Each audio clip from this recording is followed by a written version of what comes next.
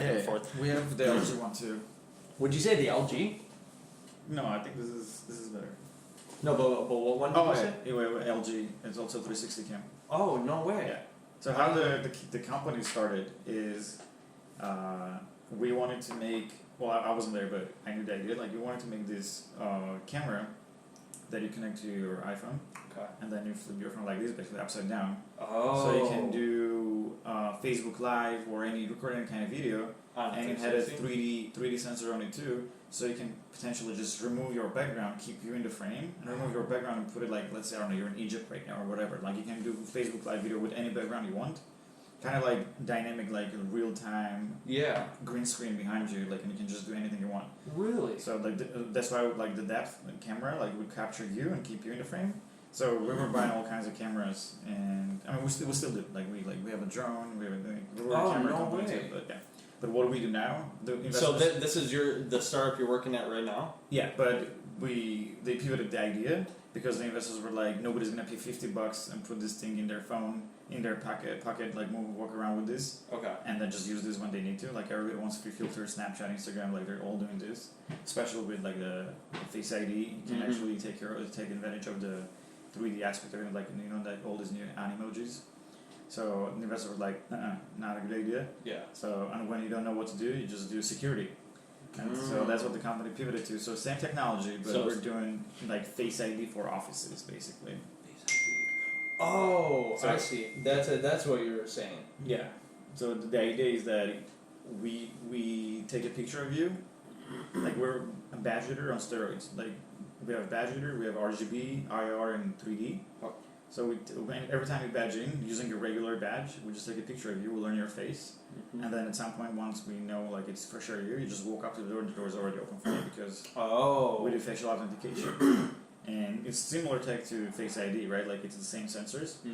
So now we became a security Interesting. So who's your main company? Or who's your main customer? Just people looking to implement? System integrators and bigger companies that want like a higher security, new technology, because the existing ones, they're all RGB based. Oh, so I can just print to go online, go to LinkedIn. Oh, and just hold off. And you can hold on, you can easily get in. Oh, okay. Some of them use IR, like they just blast the IR on you. Yeah. So like they try to use like liveliness and like movement, but still like it's easily spoofed because all it is RGB. So even with the IR? Yeah, even with the IR, it's easy to spoof. Interesting. Because I have a Lenovo computer at work, and it has that camera and with the depth sensor as well as the IR. Yeah. So like I could even spoof that. So if it has depth camera, a sensor, then it will be much harder to spoof because it's looking for 2D versus 3D. Like, so what we do like a 3D reconstruction of your face. Gotcha. So instead of like regular RGB, let's say it takes 50 to 60 points on your face, we can take 5,000 points. So like it's like a full 3D reconstruction of your face, and then like it's like all the AI, like machine learning, like algorithms that get better over time because you have facial hair and then you don't have it, you change your haircut. But we basically have like your distance from your nose to your eyes, ears, and like it's very specific, unique to you. So with RGB, it's much harder to do that because you don't have that. It's just like all you're doing is on a flat picture. Yeah. So that's where the 3D comes in and really helps. Oh, dude, that's insane. Yeah. So what's the company called? Alcatraz. Alcatraz AI. Alcatraz AI. Yeah. When did it start up? So overall, maybe like 3 years ago, and they pivoted from the little phone from the little camera to the security device like 2 years ago, basically. Okay. So just shortly after the company, yeah, you guys developed like an initial prototype of that plugin. So you're already invested capital in making a product. Yeah, they were already at EVT basically phase. Oh, wow. Yeah, they were pretty far down, and then the investors were like, "This is not going to make it." And overall, consumer hardware is extremely hard. Yeah. So. And it's a super competitive landscape like that. Yeah, so we also know it from previous company where I worked at that went down big time. Lily, the flying camera, it was a drone. Yeah. So it's hard. Did that ever make it out of Kickstarter? And so it wasn't really Kickstarter. It was our own campaign, pre-order campaign on our website. It wasn't really. What do you mean for that company? For Lily, for the drone. Oh, okay. Yeah. Yeah. So it wasn't a crowd-funded project. Okay. We just collected pre-orders to show traction to our investors. Oh. And we actually set a record of like the biggest pre-order campaign ever, and we collected 34 million in pre-orders. You worked at Lilly? Yeah. Oh, I didn't know that. Yeah. And this was right before this current company that you're at? Yeah, pretty much. Like maybe like with a 6 month of difference. And so I guess I can backtrack to like I got into Lilly. We were in Menlo Park in a garage, like the most typical Silicon Valley story ever. Where I was number 6. We're in a garage in Menlo Park, 600 square feet. We go crazy famous. Like our video goes viral when we launch it. It's just like brutal. Like we're everywhere, insane popularity. People talking about us. And we moved to a big office in San Francisco, a 20,000 square feet warehouse. Do you know where Bolt VC is? Like, have you heard about Bolt? Bolt. They're a hardware VC company. It's in south of Market. It's not an e-bike company, is it? No. Okay, because I know there's a company called Bolt e-bikes. Yeah, no, not that one. Yeah, Okay. Bolt VC. That's where their office is now. But basically, 20,000 square feet office, huge warehouse in San Francisco. Everything was going great. We raised 15 million in Series A. 15? Yeah. Wow. But our burn rate was also crazy. Yeah. Our burn rate was like basically 1 million a month. Oh my gosh, really? Yes. How many engineers did you have on board? We're at some point we're maybe 60-ish people. Mhm. With interns, we were probably like about 80. But our office, the rent was $100,000 a month. Wow. Yes. 100,000. 100K a month was just a I flat. wonder, because we just moved into a new office in the Dog Patch area. Okay. Or, I'm sorry, not in Dog Patch, in the Mission. Mm-hmm. And it's triple the size of what we just came from, and the other place that we came from was, I think, like 15,000 a month. So I'm curious. It's probably up there, Yeah. just as well. 100,000. Yeah, it's 100K. It was 20,000 square feet and 100,000 a month. Imagine being the owner of that building. Oh yeah, Oh, just raking it in. exactly. And now it's probably even more. So, but basically, I think that kind of killed us. Engineers.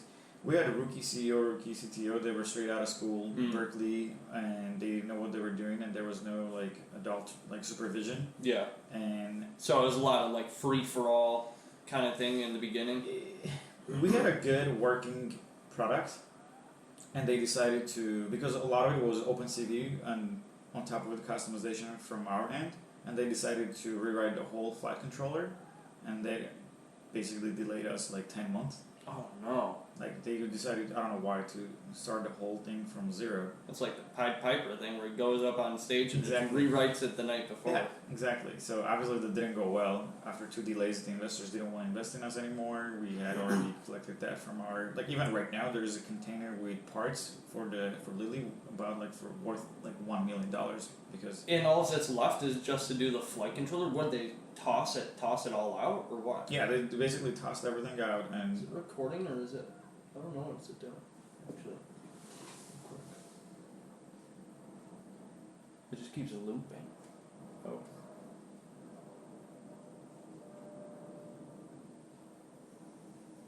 It keeps looping. What? That's fucked. Hold on. Do you have to start in Bootstrap or something? Like before, I know I was working on it. If I go to new project, there, audio, create. Let's turn this ugly metronome off. Alright, Okay. is it gonna loop after Let's see. this one? Oh. No? I think it looks like we're. Hello? Okay. Alright. Yeah, alright. So I think we're good. Okay. But yeah, so you guys had a. Yeah. So why did they toss out like what they had before? Basically, they tossed out everything they had before. They wanted to be like all proprietary, like all like written in the house kind of stuff, and that delayed us by a lot. And basically, we ended up not shipping. We were so close. We had at my house, I have a Lilly in the box. Like we had the packaging and everything. Like we had a working prototype. Like I have one of the beta units. Like one of the PVT stage. We're at PVT.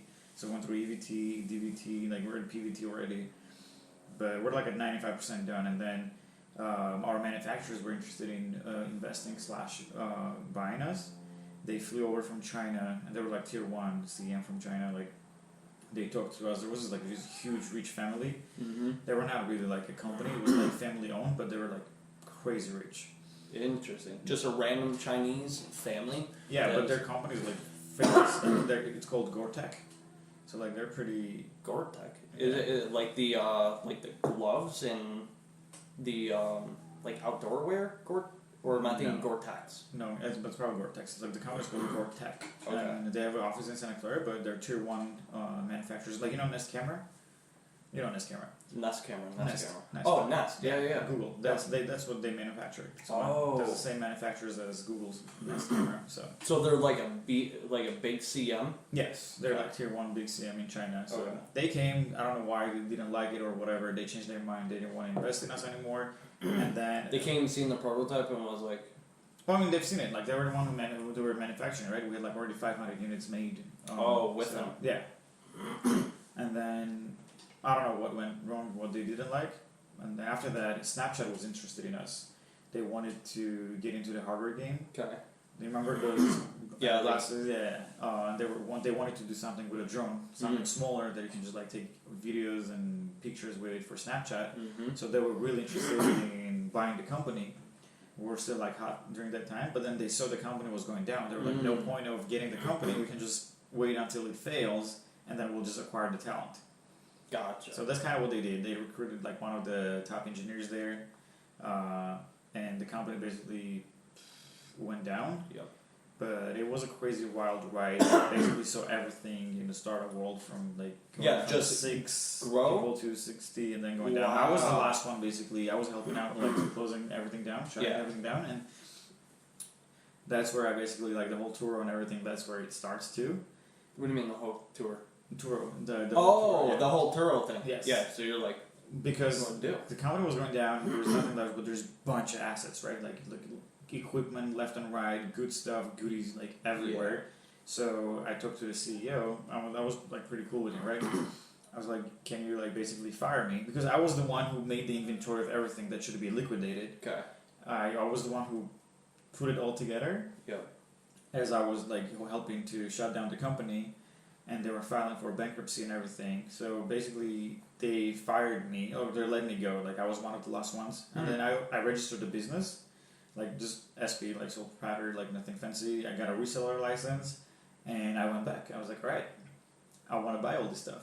So I went through the whole thing, which I already like knew. The whole well, whatever I was interested in. Okay. The whole inventory, whatever I was interested in, I knew that I can easily flip on eBay and like make money.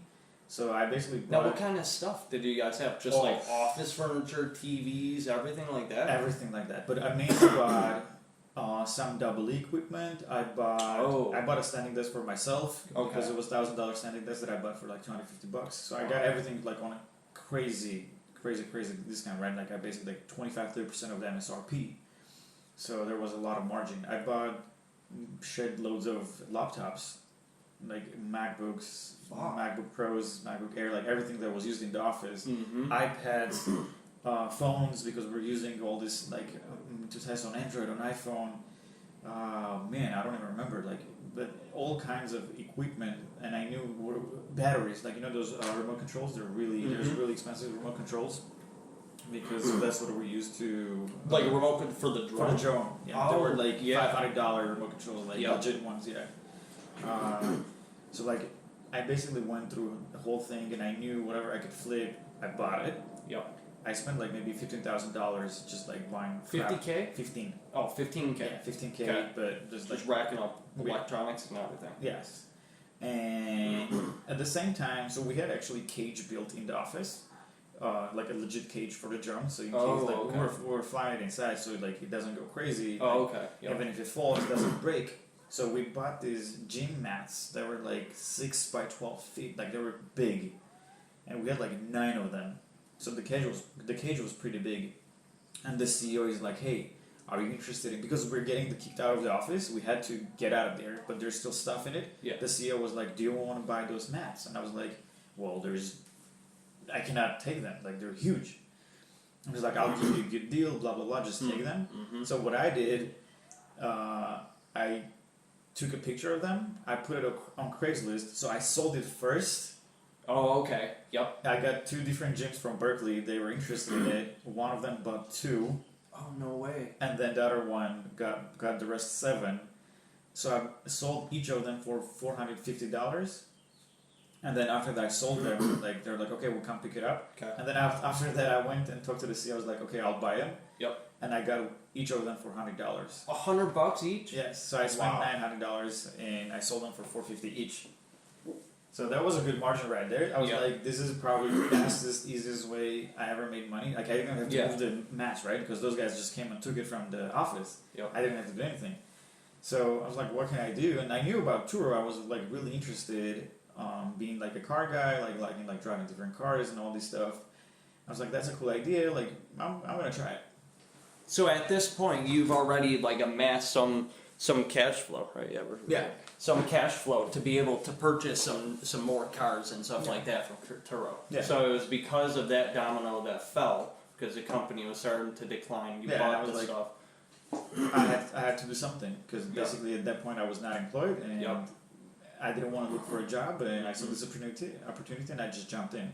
So I was running after that for basically a year. While going to school, I switched back to full time because when I was there, I was working part time there, and I was at Lilly. You were working. Yes. Oh shit. Yeah, and I was in school part time, so it was crazy. Like my commute to San Jose to San Francisco. Where were you? Oh yeah, you guys went to school together in San Jose State. Right. Yeah. Okay.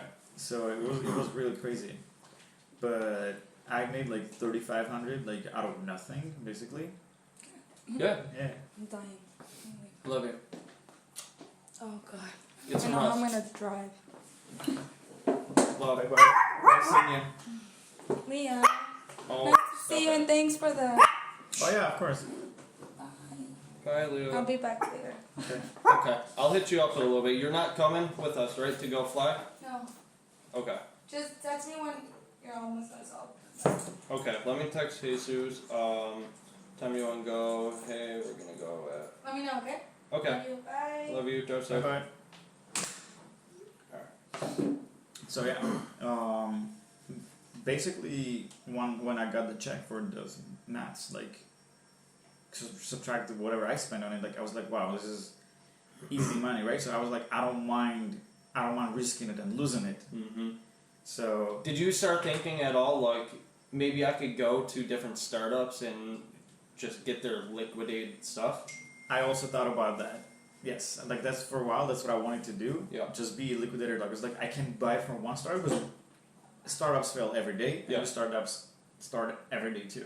So I was like, I can be that middleman that gets furniture and equipment from one startup and sells it to another startup for cheaper. And that's actually how I met the CEO of the company where I work now. He was also buying assets from Lilly. Oh. He knew the CEO. They were friends. Yep. So that's where I met him. Like we started talking. And he was like, oh, we should stay in touch. Like, you know, like, because we were bidding on the same stuff. I was like, I want this. He was like, no, I want that. Like, you got all of the furniture, like, all the stuff. You also got a lot of laptops, but I got also, like, shit ton of stuff, right? Yep. So, that was way too much. Like, there was enough for, like, me and him, so. And during that time, I was also talking to the CEO of Lilly. Yeah. I was researching Turo. And he was going through some tough times, right? Because the company is going down. He's going through like out there, just like FBI investigation and everything. Oh, sure, really? Yes. Why? Because they thought it was a fraud. So the whole company? Yes, they thought it was a fraud, and they started an investigation looking for fraud. Wow. So they're like checking everything, probably pulling in. Yeah. Like well, the IRS they just showed up one day when the company was shutting down. They were like, "This is FBI. Leave the premises, leave all your passwords, and don't come back for 48 hours." Fuck. Yes, it was like I didn't realize they could do. I guess it. Like they, I mean, it's FBI. They have to show like a search warrant or anything. Like, and that's it. I mean, obviously, he wasn't going through some fun stuff. So he was driving Audi, and it was a S3, like top of the line with prestige package, like diamond stitch and everything, like all of it, CEO style. And he was like, "Varam, like, I need to get rid of my car." I was like, "Well, dude, even if you get rid of your car, like, even if you go return it, like, you still have to pay the payments." Yeah. It's like, what can I do? Did he lease it or he was it? leasing it. Oh, he leased it, yes, and he was paying like $500 or $600 a month for the lease. Okay. Yeah, well, it was top of the line. Yeah, of course. And it wasn't A3, it was like S3, so like super sporty. Yep. I told him, I was like, so there's this a startup called Turo. They're like Airbnb for cars. I was like, if you want, I can help you to put it on Turo. And he was like, dude, here are my keys. Do whatever you want. I just need this car to be basically free. The rest I don't care about. Like, as in you can keep the profit if you can make more. Oh, than, really? Yeah. How often did he need to drive it? He didn't need to drive it at all. Like, he would take it sometimes. He would Yeah. call us like, "Hey, is the car available? I want to go somewhere." I'm like, "Nope, it's taken." Like, you know. So that was like my trial for Turo because I wasn't risking anything. I didn't have to get a car or anything. So I was like, I got this Audi that I also drive and have fun. Yeah. I can put it on Turo, try this idea, and as long as I make $500-$600 to cover his payment, Yep. the rest is mine. So at the time he hands you the keys, and do you just take it home with you? Yeah. You're just like, okay, so he's off, and now you have his car. Yeah. And then you sign it up for Turo. Now, do you need to, because I guess Turo takes care of the insurance and everything. Right? Yeah. You need to have your insurance because it's California law, right? Like if the police stops or whatever. But yeah. I was taking the Turo's insurance. Oh, okay. And that's their business model. Yeah. All they do is they sell insurance for a profit. Mm-hmm. So like you get your 100% of profit if you don't want any insurance. Yep. Or like maybe you get 90% of it, or maybe 95%. But then there's 3 different tiers of insurance you can get from them. It's Okay. like, oh, we'll cover like up to like this much, and it's 15% from your profit. And then there's this advanced one where we cover almost all of it, and it's 25% of your profit. And then there's like this all-inclusive basically insurance, and they take, I think 45 or 35% from you from what you make on Turo. Okay. But they covered like everything. It's like the full deal. So I got the 25% one. They were basically, I was getting 75% of the money. Mm-hmm. And I don't know, I took a couple of cool pictures. I went to Palace of Fine Arts, parked the car. Again, one of the things I bought from Lily was the DSLR camera that we had a really nice one with a really nice lens. So like, I took cool pictures, put it on Turo, wrote a little description, and people like started jumping on it. Just eating it up. Yeah, I didn't have any reviews or anything like this. I put it for a little cheaper at the beginning just to get like some traction going, like people like leaving feedbacks and stuff like that. And then it kind of picked it up. Like it picked up pretty fast and it was good. I was easily making the payment, like to give it to him basically. And I was easily making over 1,000 with Audi only in a month. Wait, what do you? Okay, so $1,000 with one Audi, you were making about 1,000. Now, how often would you say that this thing was rented out for? So most popular days, no matter what car you put, well, fancier car you put is Thursday, Friday, Saturday, Sunday, because it's either locals that go to Napa or something, or they go somewhere else, or it's a lot of people who fly in. Yep. Oh, me and my girlfriend, me and my boyfriend, me and my friend, my family's in town, or somebody's in town. Like there's some sort of people in town, or they fly in or something, and they go somewhere. Most of the time it's Napa, and they're like, oh, we like your car, we'd like to take it. There's a couple of guys, oh, I'm thinking of buying this car, I kind of want to like test drive it. I've been thinking about it, and then like it's also like, oh, my family's coming, so it's kind of like perfect. I want to test drive the car while my family is here, like blah blah blah. Because a lot of people in the city don't have a car, right? Yeah. Like it's more expensive to keep the car and park it than Uber around. Yep. So a lot of people, and it was what I really liked. It was cool people. But yeah, what do you? So this is like really cool, chill people. Yeah. So like this pilot, he's like, oh, I have a BMW M4 and I have a Porsche. And I'm just gonna be in San Francisco for a few days. I really like the car, and he's like, I'm a pilot for like United or whatever. So like, chill people, like really cool people, because the car is expensive.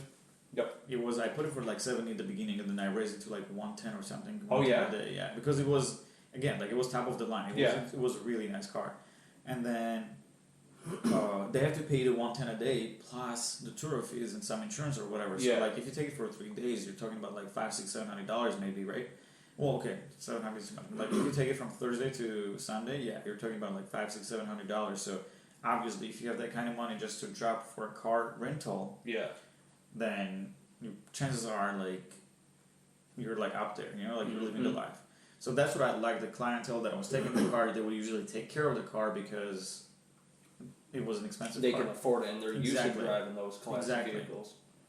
So I learned a lot by just doing the Audi, and then the lease was like getting over, and then like he had to move, blah blah blah. So like I returned the car to him. He didn't want to do it anymore. We did it for like 3 months. Did you go over miles at all, or no? He didn't because he lived in the city, so he didn't drive a lot. So it was kind of like okay. Yep. Yeah, and you put a limit. So I put only like 100 miles a day, I think, on Turo. Yeah, you can't set the limit. So did you find that having the 25% insurance coverage was more than enough? It's the best one to get. It is. So don't do like the 30-40%.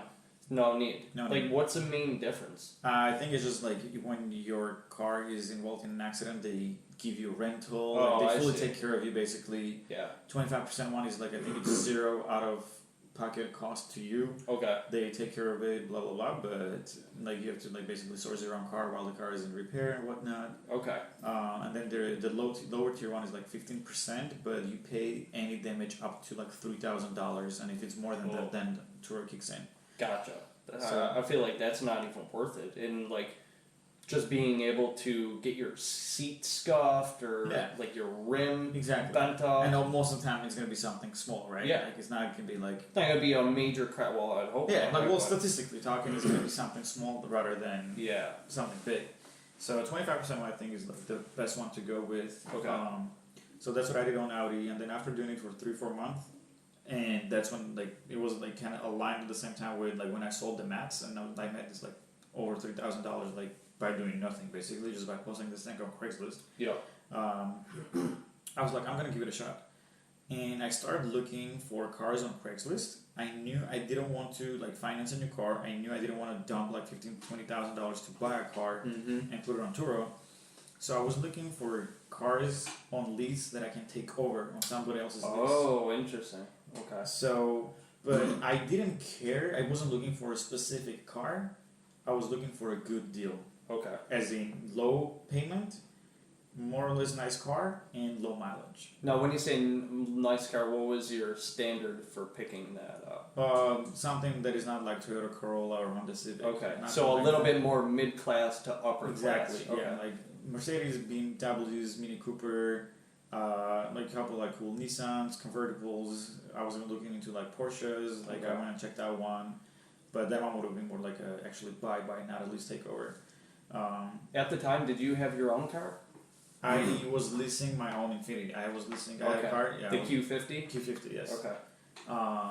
Which I also put on Turo later on. Okay. But initially you're like... Initially, yes. I wanted to keep my own car and just have... And keep it separate. Yes. So that's the other thing. If you have only one car in your life, putting on Turo is probably not fun, because then if it's rented, you don't have a car. Yes. So I found this Mini Cooper in Tracy. So what I did actually, and so like all these things, I think it's not about like being like super entrepreneur or whatever, but it's about like knowing resources and like how to use them and being scrappy. Okay. So what I did, I downloaded the app for Craigslist on iPhone. I put an alert, so every time there was a new post that had the word lease, I would get a notification. Okay. So I would jump on it first, because good deals are not gonna last long. True. So this deal comes on, I get notification, I jump on it. This Mini Cooper, 2016 Mini Cooper, monthly payment is only $300, and after 1 year, they drove only 8,000 miles. After 1 year, they drove. Oh wow! Yeah, it was like 12 month in or whatever, and they only drove. I think it was like right at 8,000 miles. Okay. And it had a cap of. It was a 3-year lease, so 2 years left, and the cap was 45,000 miles. They bought extra miles. I was like, okay, like I'm not into Mini Coopers, but hey, that's not for me. That's what the market wants or whatever. I loved what the Mini Coopers go for, and I got the car. I went and checked it out. I started the process. It's like $500 for the BMW Mini Financial transfer fee, and that basically takes month and a half, basically the whole process. They're a little slow because they have to send the papers to DMV to change the leasee name. Yeah. and all that stuff. Like like all of the paperwork. little Yeah, paperwork. yeah. So So was that like $1,000 to do the whole less? thing? No, Less 500, than just that. the 500 like flat fee. They run your credit score. They make sure like you can take over the car, like it's good enough, like you can make the payments, and basically it's just the rest of it is just DMV being slow. Gotcha. You go to DMV, register the car under your name, like paperwork, blah blah blah. Like that's pretty much it. There's like a hassle, like a month and a half process, like a few like interactions here and there. So I get the car, again, cool pictures, put it on Turo. Started again like a little like low price, like I put it for $35 or $39. Okay. And what I was going for, a really good customer service, right? Like going beyond, like above and beyond to serve my customers and like make sure they're happy. Like even if it was sometimes like forgiving them like little things like no gas or like they didn't fill up the gas all the way or whatever.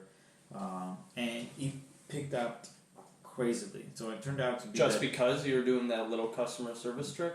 That and Mini Cooper, I didn't know, but Mini Cooper is extremely popular car. Interesting. Why? Just because it's so small, maybe in the city? Well, I got the compliment. So it was 4-door.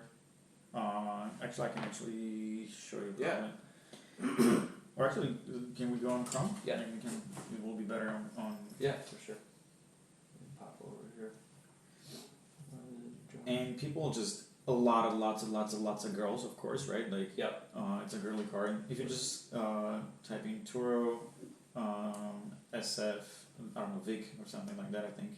You said Vick? Yeah, VICK and then VICK.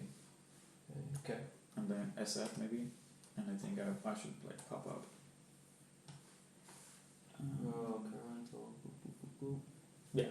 Oh no, that's maybe that one nearer. No. Well, actually, VSF rentals. Yeah, that's actually me too, and then I will go into deeper. Oh shit! So you made an Instagram? Oh no.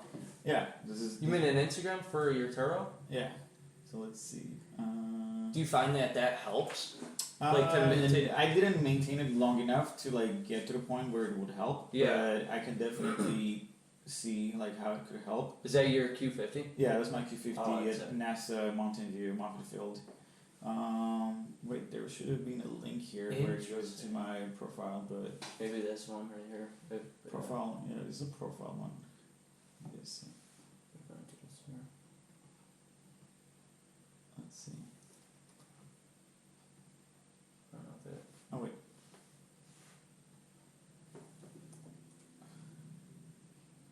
Interesting. Let's see.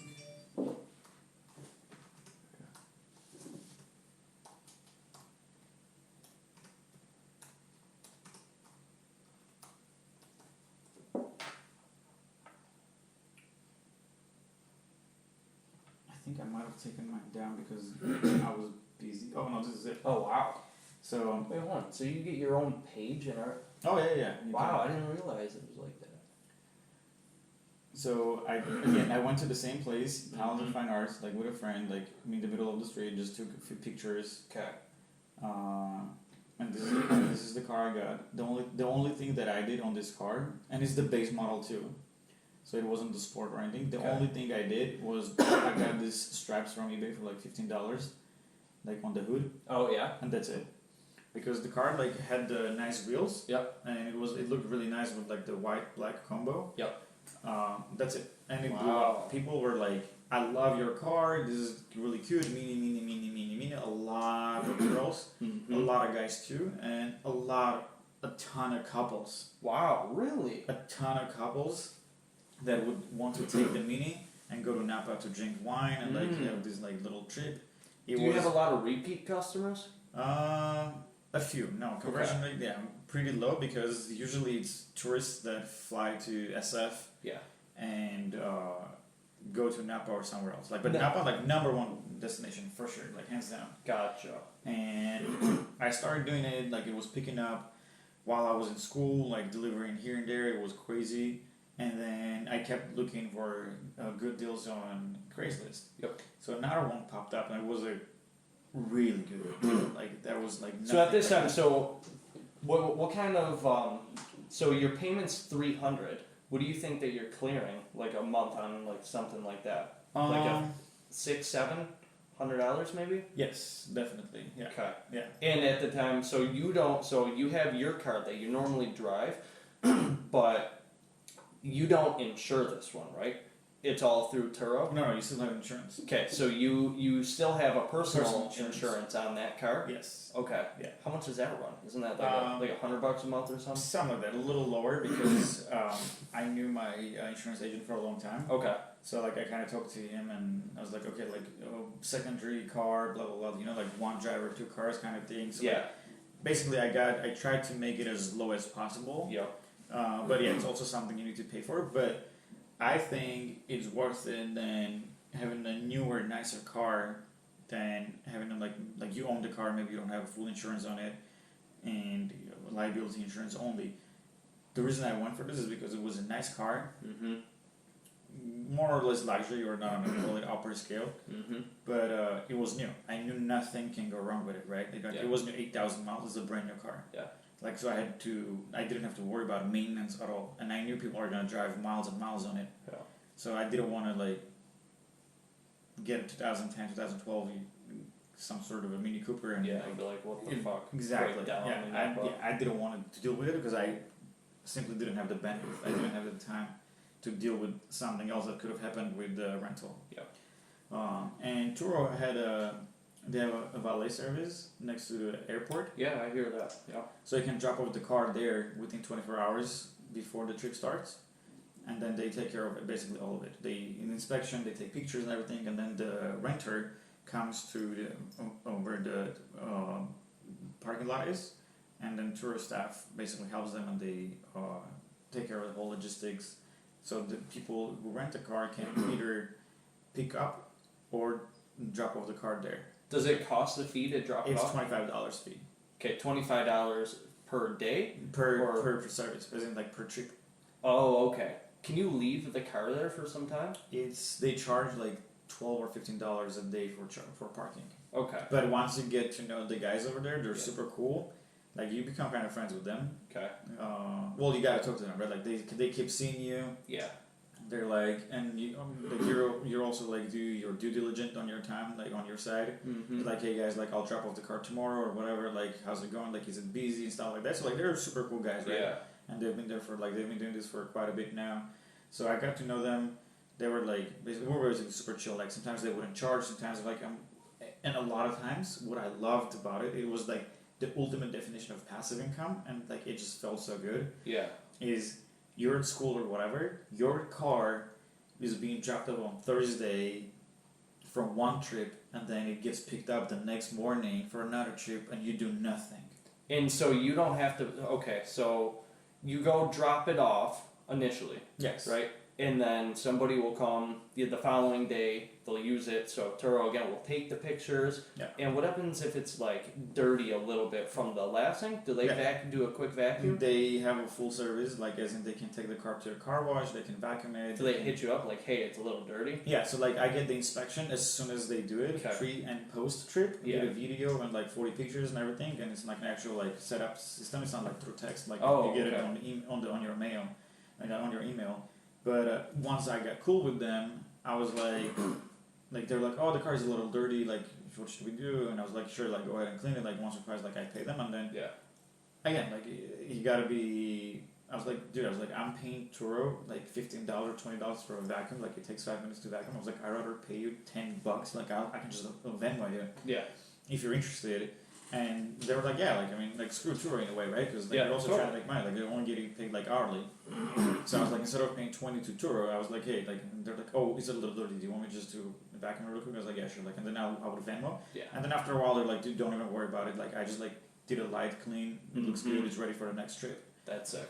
Yeah, so like, and then of course, like I take care of them. Like there were a couple of times, like during Warriors game or whatever, like I would show up, like because I know those guys like also hustle because the most popular times for Turo is like all the holidays. But it means they have to work through all the holidays. Fuck. Yeah, so like I would show up with like I don't know, either pizza or beer or whatever. Like guys, thank you so much. Like so you kind of have to take care of them. Like so they feel appreciated because.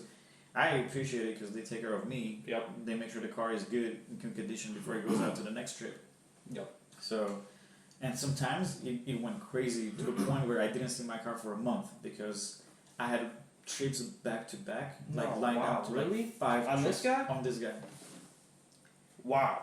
Like I legit didn't see, to the point where it's not one time it was damaged a little bit, like there was a scratch in the bumper, but I couldn't even basically track down to see who did it because there were so many trips back to back. Gotcha. Like I didn't get to see the car at all. And so again, so that's leased now. So like when you go to turn that car in, if it's not fixed, they would charge you for that, right? Yeah.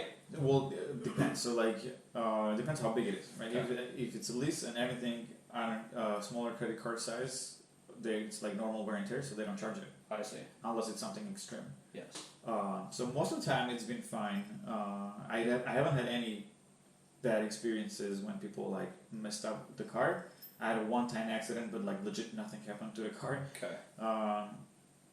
That's about it. Like in small things, I haven't had any issues with returning the car and having a problem. Yeah. Wow. Yeah. So that car is now what? You turn that car back in? I'm actually returning it probably like next week. Oh wow! No. Yeah. Are you sad? I don't think so. I think from 8,000 miles to like it has Is it at 40 something? 44 something. So Wow. like full, I think like. So it's definitely been worth your time to go Yeah. and do that. Yeah. Yeah. So okay. So would you ever go out and say like lease a car specifically for something like that, or do you think that you would only go that route of what you did, kind of like look for those good deals? I wouldn't look for the good deal because unless you can get a really good deal like from the get-go, which is a little harder because you're looking for something that people. Because I'll tell you like the other deal I got. Again, I was looking same thing through Craigslist. I got a notification list. I found this BMW 2014 BMW 428 M package. It looks like M4 basically. Wow. And this guy, he's like, I'm trying to get rid of the lease. It's a 3-year lease. He's 2 years in, 1 year left with 20,000 miles on it. Like with 20,000 miles left to drive. I just like jumped on it. I was like, dude, I'm interested. He's like, I'm a software engineer. I travel a lot, like top-notch software engineer that I travel a lot. I'm only in California on the weekends. In 2 years, I only drove 10,000 miles.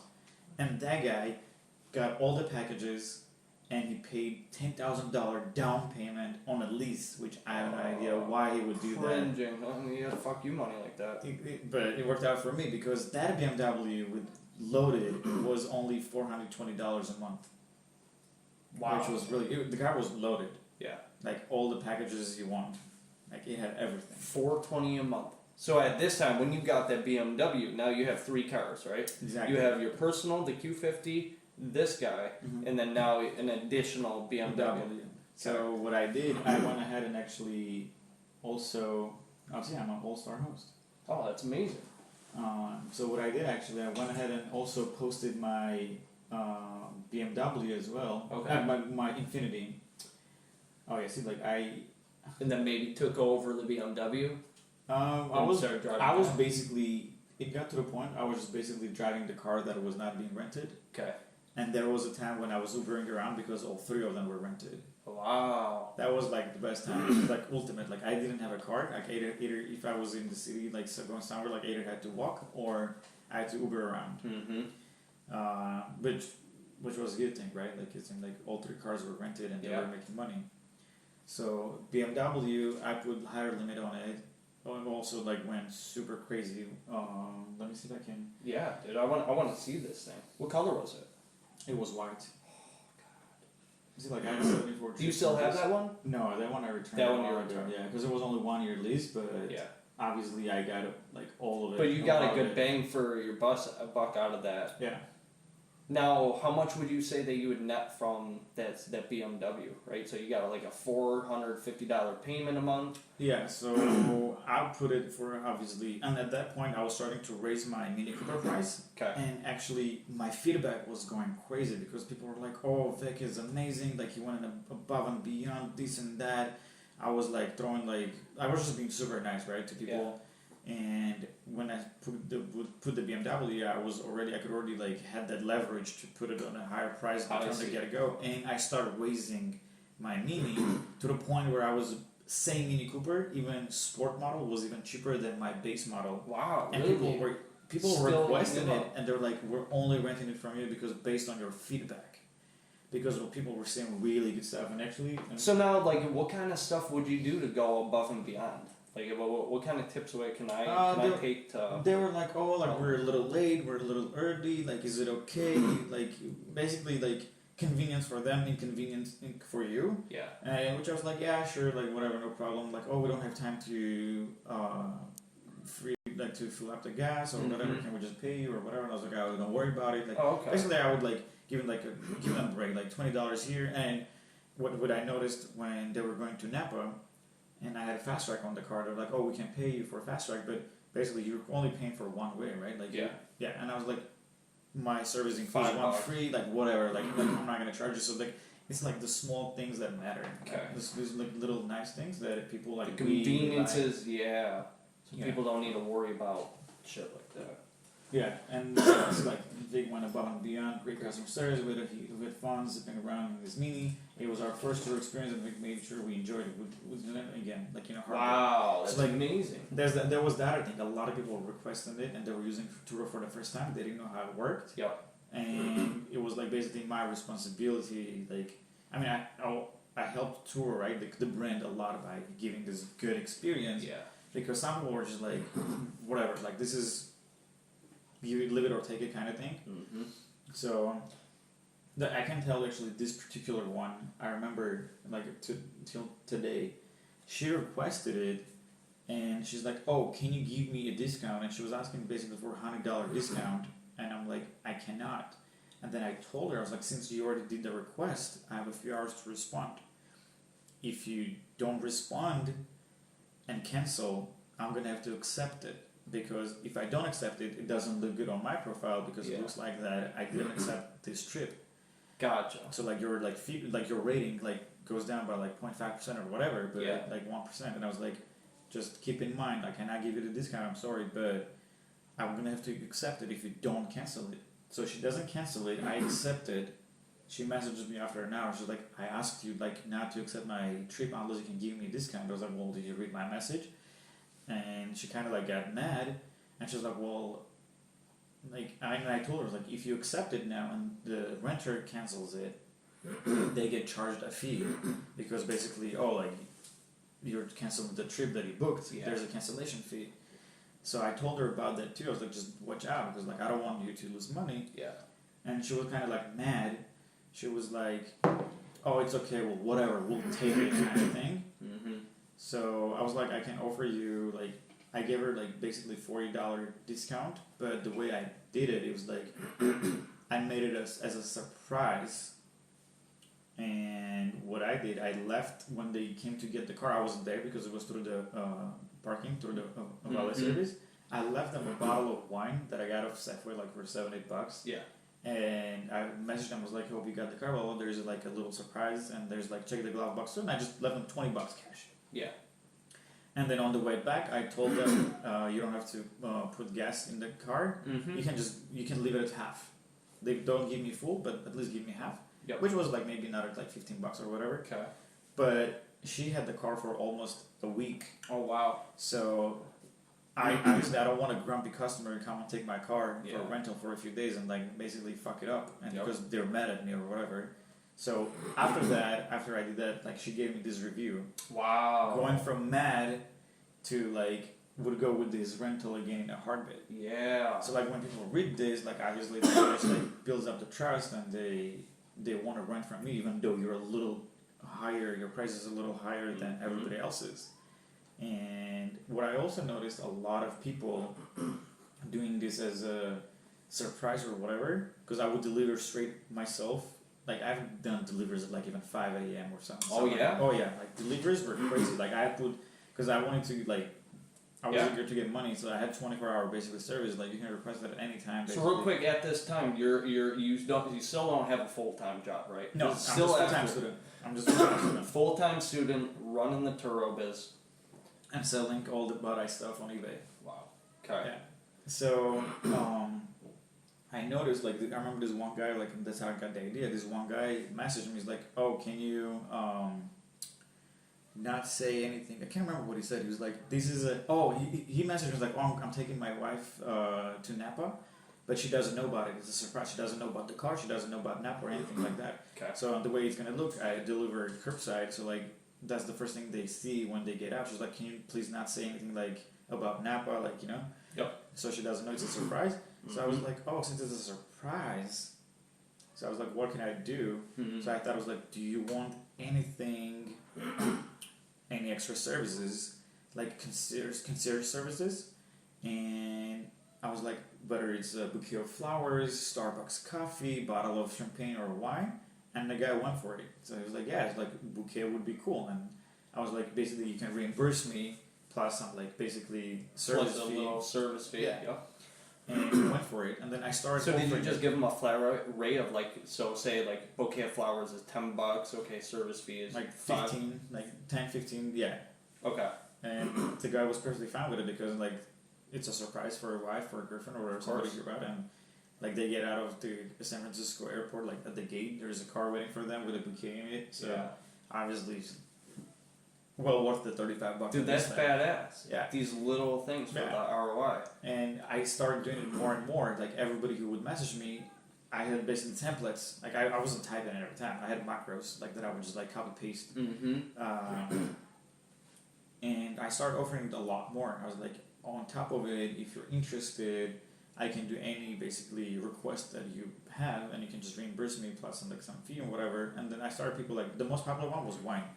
Or Wow. one guy, there was a gay couple that was coming in from to San Francisco Yeah. because of San Francisco and everything, and he loved it. It was like, oh, like a bottle of champagne would have been amazing, and his partner was just like crazy happy. So like those little things, obviously, like they gave me good feedback, like great experience, perfect car, everything was promised. It Wow. was really nice, like So how many Turo trips would you say that you've done? 100. Wow. Yeah. And there's basically 100 like different. And the other thing was that like I would like jump on it and reply right away. Yeah. So you're on top of your shit. Yes. Now, would you always? So after you did the flower thing, would you then, like you said, you had a template, and would you just kind of give them like, hey, I also offer these other services, whether it's to get champagne or flowers, etc. And then they'd be like, okay, yeah, I'll select the flowers. I'll select. Or they were like, oh, thank you so much for offering. I'll let you know if I need anything. Okay. Yeah. And I was extremely nice all the time, right? Like all these templates, like thank you so much for choosing my car. You know, like I hope you like it, blah blah blah. Like I would tell them more about the car, and then some people would request it way in advance, like a month or 2 or 3 before. Okay. And I would say like, oh, let's sync up closer to the day, and like I would reach out. What's your flight number? Like where should I meet you? Like kind of stuff. Like a lot of that stuff. Yeah. So you kind of like start talking to people. Like some people would ask like for a GPS or something, like for something extra, or they would ask for like random questions. And I even to the point where I made this flyer, like tri-foot flyer, and that's where I came up with like this VSF rental. Like I kind of just like put this thing together, like got this logo and shit. Welcome to VSF, like one of a kind service. Wow. Where what I would do is, so like the flyer was, I wonder if I have it. No, let me see. I think I have my computer with me. I can show you. Oh, dude, that'd be super cool. I know a guy who did something very, very similar to where like he was renting out like high end sports cars. Yeah, there's a lot of people who do high-end cars only, and that's also good. But I don't understand like where people park these cars though. What do you mean? Like, say I have 3 cars. Like, where do I even like leave these? Well, think about it. Like, so the dead months are after September. No, October is good. After October, it starts to die, and then November until the spring. you get like Thanksgiving and stuff like that. Christmas kind of picks up. Like it just like spikes a couple, and then it's dead. January it's dead. Okay. February is pretty dead. And then end of March, when the weather gets better, April, it picks up again. Okay. And then it goes crazy.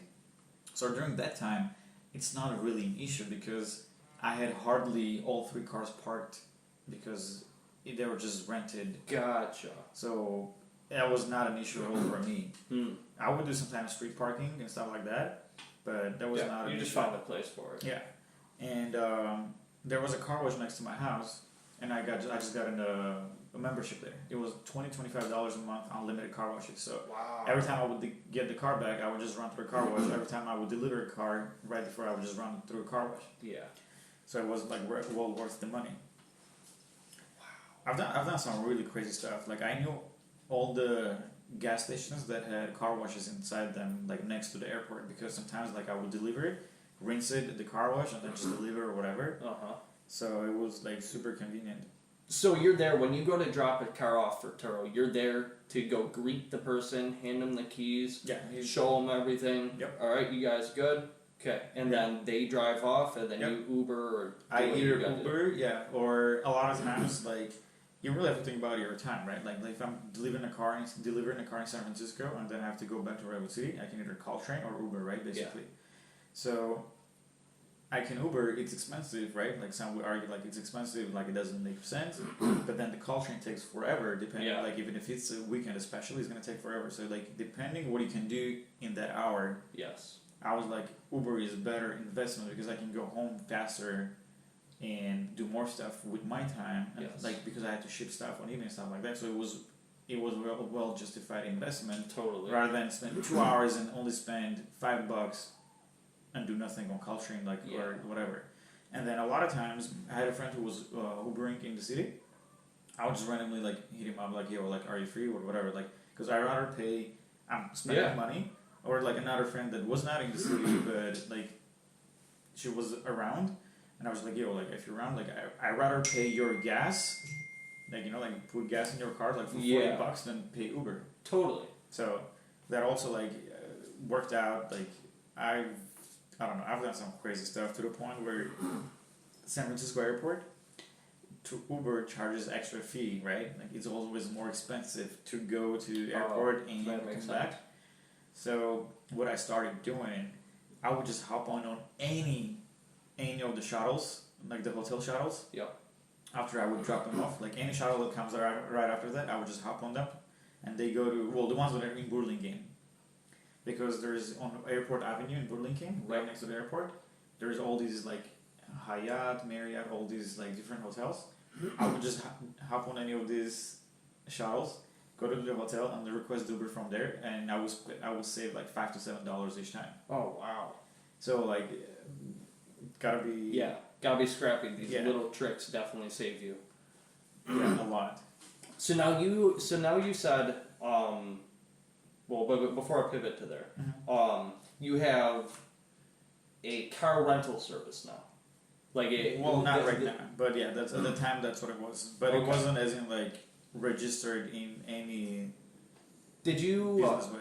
Did you ever feel the need that like you needed fleet insurance, or do you look into fleet insurance? I looked into it, but it's just crazy expensive. Yeah, it's much that's more what expensive, and it makes sense if you have way many more cars. Not 3, not 5, not 10, maybe like at least maybe 10 or more. Yeah. But if you're at that point when you're doing 10 cars with Turo, then you need to do it full time. Okay. You can make a living out of Turo, but you need to do it full time. Okay. Yeah. So meaning like full time, like you're constantly delivering these cars, you're constantly tending to your cars, like it's pretty much your job, 24/7 to baby your cars and make sure they're good. Also, you're in communication. Like some people like want to drop it off early, some people want to drop it off different locations, some people more have questions. Yeah. People pick me up like at random times.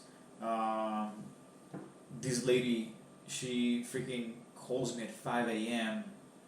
and she's like, I was drunk and I lost the key. No. And what the fuck? Yeah, and I'm like, well, fuck me. It's like 5 a.m. and she just calls me. She's like, and she needs to return the car in like 3 hours. And she's like, I don't have the key. I lost it. I don't know where it is.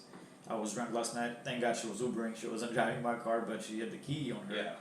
So I had to go with my second key, like all this like stuff like that bound to happen. More trips to get, more shit is bound to happen, of course.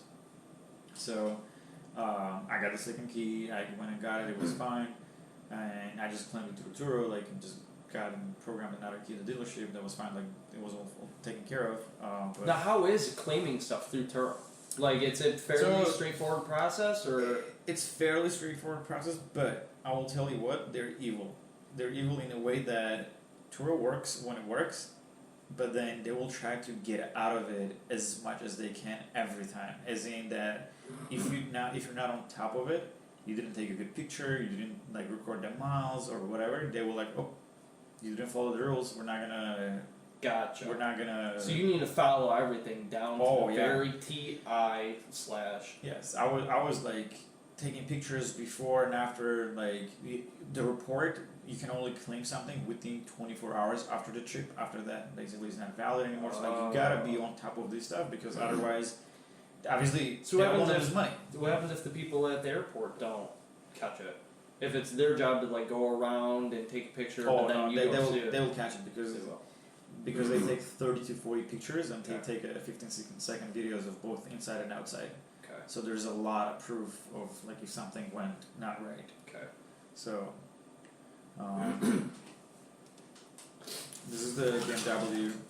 Oh, dude, that's sick. Yeah, so like it was, and again, like I went to a Wow, like a look at that. DSLR, like I parked the car like in the middle of the street to get the Golden Gate bridge behind. So like, oh my god, that looks like a fun car.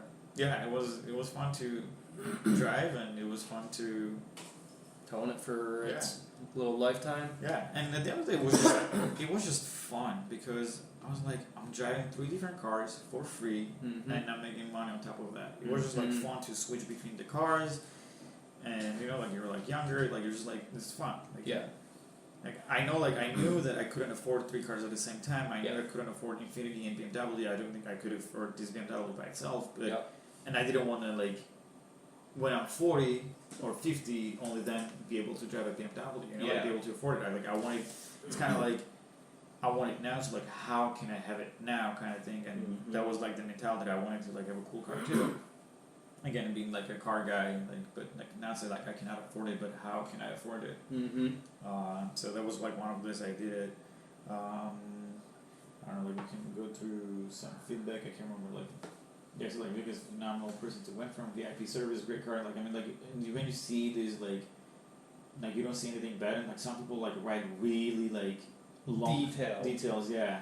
Lots of fun to drive and the accessories while selling it was very communicative and helpful and made sure there was access to the car even though our flight was delayed several hours and we did not get to the pickup point until much later than expected. So like I think that's just like really getting out of your way and like like could you see having say 4, 5, 6 cars get to be a little bit out of hand if you do have a full-time job? Oh yes. Oh my god. No, even having 3 cars you cannot I don't think you can do it with having a full-time job. Okay. The reason I was able to do it is because I was flexible as a student. I could either skip a class or it was a lot of times it was not during the hours when I was in school. Sometimes like it was just like I would get out 6 p.m. from San Jose and I had a delivery at 8 p.m. in San Francisco. Sometimes like I would barely make it. And people of course like they're friendly, they understand it too. And you're nice, they're nice. It almost always works out. I always ask my renters to, because all the cars I had were like luxury, and they require like 91 gas. Yeah. I was like, can you just keep the receipt when you get the gas and keep it in the car? I would show them everything. You take the glove box, you can see this in here and this. So it was just a lot of like customer service. Like I'm trying to remember like because I haven't done this like in a bit now. So do you think that maybe like if you were dueling 2 cars on Turo that you could get by, but like it might be a lot of work to I mean it's a side hustle just like it really is a side hustle. Yeah. I was averaging in net profit maybe like a little over 1,000 after paying all 3 cars basically, which was another 1,000. Yeah. If you count like I had a good deal on Infiniti, it was $300, the Mini Cooper was $300 and the BMW was for $20 plus some insurance. Yeah.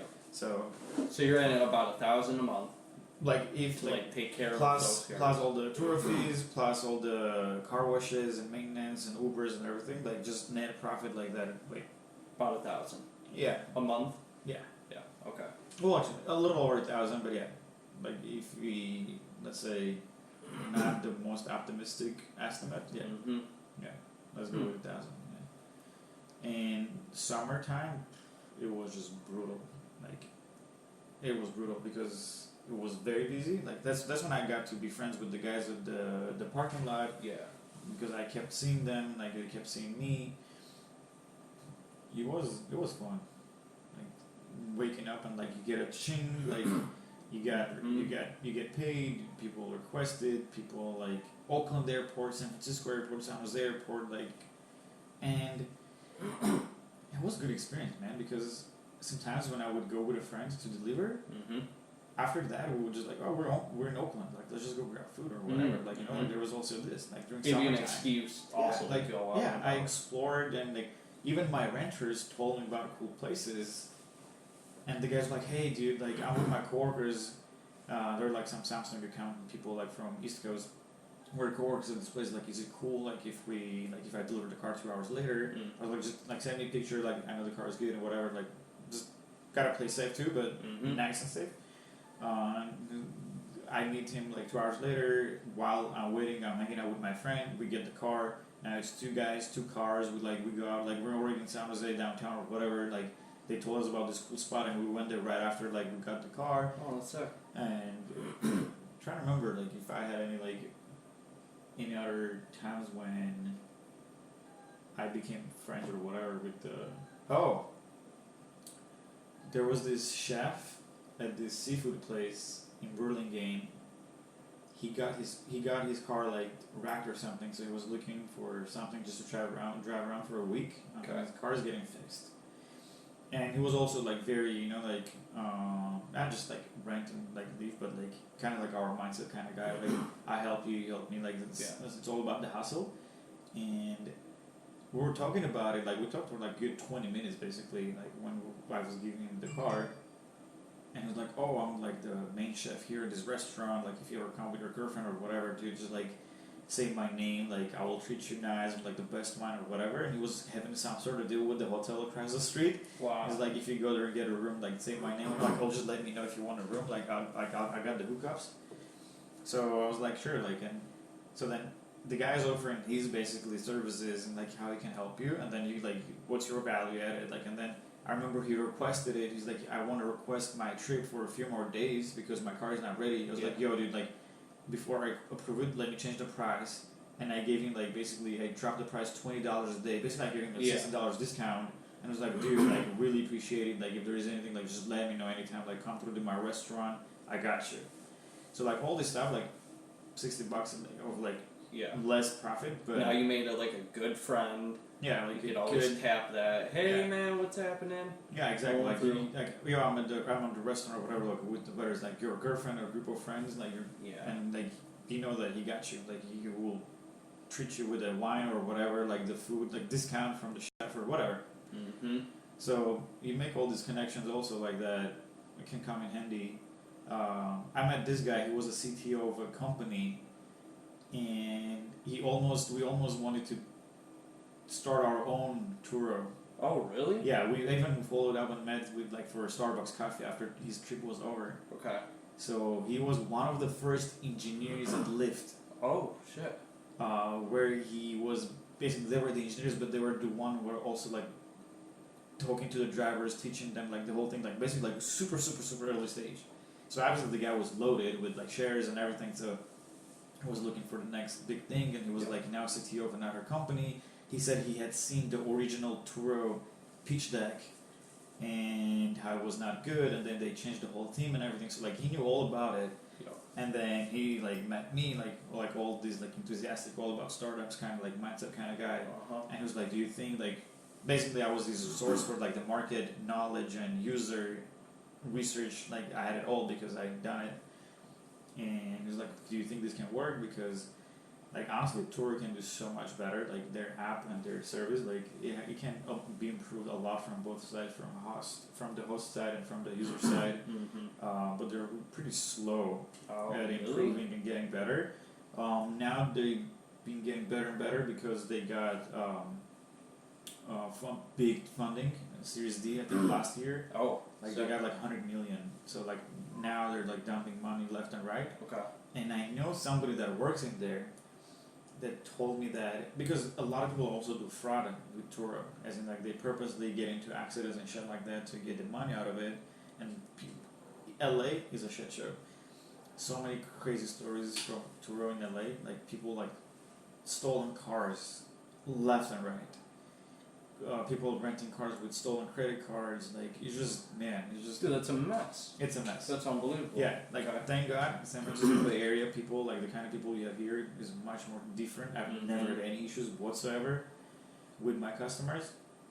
But after knowing that LA stories, like somebody from the company told me they have basically a whole department of like detectives or whatever, or like they're contracting with detectives, and it's just basically like to chase down those like stolen cars and like to mitigate all of that. yeah.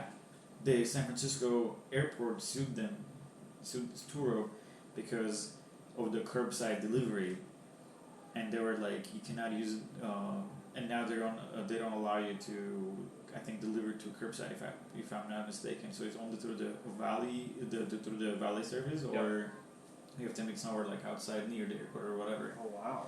So like they went through some shit too, but they're also they're making money, right? Because they're selling the same insurance to me, and they're selling that same insurance to the customer. That's their value proposition. Like it's a platform where they connect the driver and the renter. That's all they do. And Interesting. yeah. So I was one of their top rated hosts in the area. Oh damn. And there was numerous of times when Turo would call me, hey, it's somebody from Turo, somebody else like canceled their trip last minute, and basically it's not a good taste for Turo, right? Because these renters, they're mad, they're pissed. Yeah. And they're like, we'll pay you basically any money. Like, because let's say you rented a Toyota Corolla for $20 a day, and then you come, it's not there or whatever, trip got canceled. They call me, they're like, is there Infinity available? And my Infinity is like $100 a day. So the Turo is basically covering the difference, so the renter is still going to pay $20 a day, and then I'm still going to get my $100 a day, so they're basically going to match that price. I see. So there's been like numerous of times when I got calls from Turo last minute, and I was just like jumped out of like the couch and just Like, yeah, we gotta go deliver this. yeah, Fine. yeah. So, and obviously, I mean, they're a good side. So I remember like they had a community meetup where like the CEO of Turo was there in San Francisco, like little like meetup thing, and they invited me. So I wanted like I met the CEO, like other renters, other like potential people that wanted to start doing Turo. Okay. So it was cool. Like you make a connection. There is a Facebook group of Bay Area Turo owners, Oh, sick. and people sometimes even spot each other.